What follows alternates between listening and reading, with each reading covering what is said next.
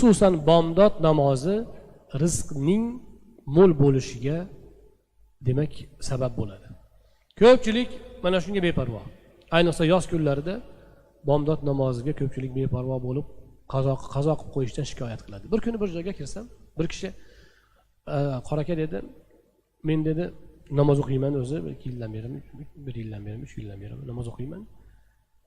Mana shu yaqindan beri bomdodga tura olmayapman dedi. Nimagadir tura olmayapman dedi. Negadir qalbimga bir gap keldi-da so'radim. Kunduzi gunoh qilayotgan bo'lsangiz kerak. Kunduzi gunohga aralashib qolayotgan bo'lsangiz kerak desam, haligi odam shundoq to'xtadi-da, to'g'ri dedi. Shu ba'zi bir o'zim bilgan yomon ishlarga aralashgandan beri bomdodga tura olmayapman. Bomdodga turish uchun muhtaram azizlar, demak yozgi kundami, qishki kundami inson gunohlardan ham uzoqlashib yurishi kerak. Chunki Alloh subhanahu va taolo o'zining munojotiga, ayniqsa bomdod fazilatining bomdod namozining fazilati ko'p.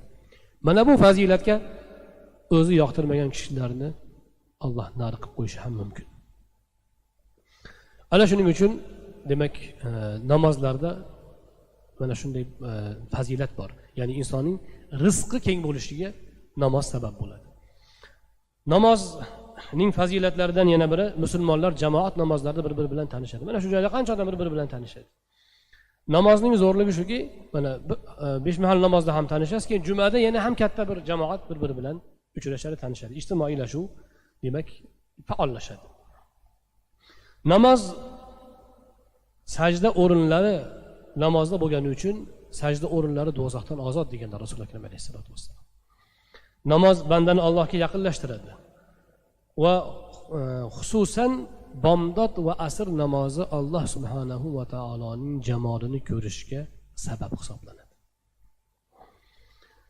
Namoz Allohga eng mahbub amal. Namoz gunohlarni yuvadi. Rasululloh akram alayhisolatu vassalom bir kun aytdilar.